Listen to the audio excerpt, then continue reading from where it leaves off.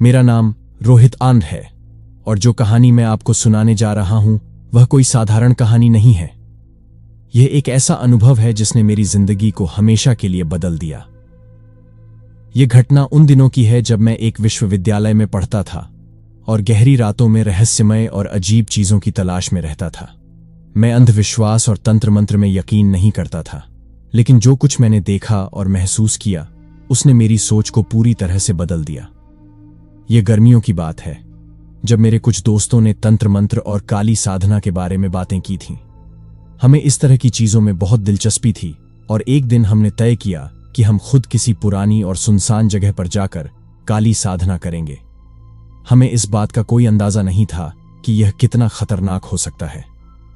मेरे एक दोस्त ने एक पुराने साधु के बारे में सुना था जो काली माता की साधना किया करता था। वह साधु कई साल पहले एक सुनसान मंदिर के पास रहस्यमय परिस्थितियों में गायब हो गया था।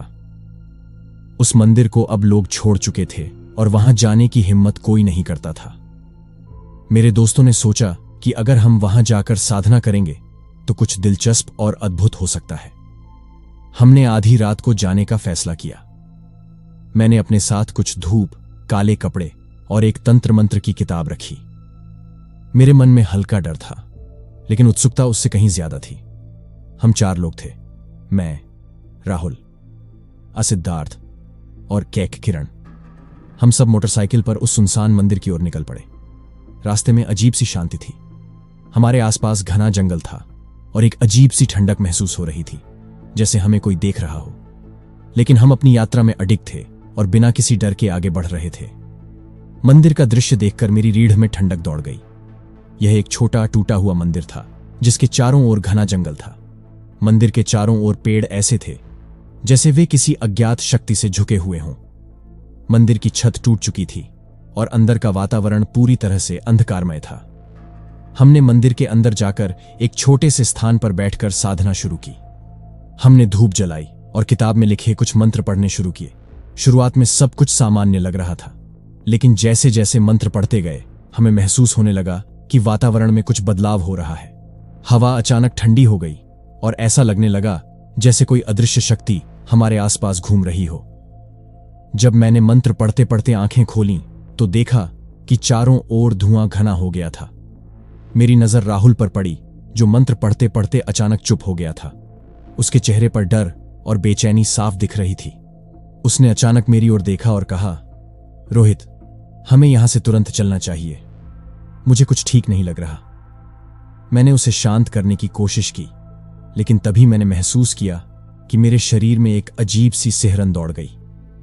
ऐसा लगा जैसे कोई अदृश्य शक्ति मेरे शरीर पर काबू करने की कोशिश कर रही हो। मेरे कानों में अजीब अजीब सी फुसफुसाहटें सुनाई देने लगीं, जैसे कोई मेरे कानों में मंत्र फूंक रहा हो। मैंने खुद को शांत करने की कोशिश की, लेकिन मेरे भीतर का डर बढ़ता जा रहा था। तभी अचानक सिद्धार्थ ने जोर से चीख मारी। उसकी आंखें चौड़ी हो गई थीं और वह अपने शरीर पर बेतहाशा हाथ मार रहा था, जैसे उसे किसी ने पकड़ रखा हो। हमें कुछ समझ नहीं आ रहा था कि क्या हो रहा है। किरण ने जैसे ही उसकी ओर हाथ बढ़ाया, उसके हाथ में भी अचानक एक जख्म उभर आया और खून बहने लगा। ऐसा लगा जैसे किसी ने उसे काट लिया हो, जबकि वहां कोई भी नहीं था। मैं पूरी तरह से डर गया था। मैंने मंत्र पढ़ना बंद कर दिया और उठकर भागने की कोशिश की, लेकिन मेरे पैर जैसे जाम हो गए थे। मैंने चारों ओर देखा और मंदिर के एक कोने में एक अजीब सी छाया खड़ी थी।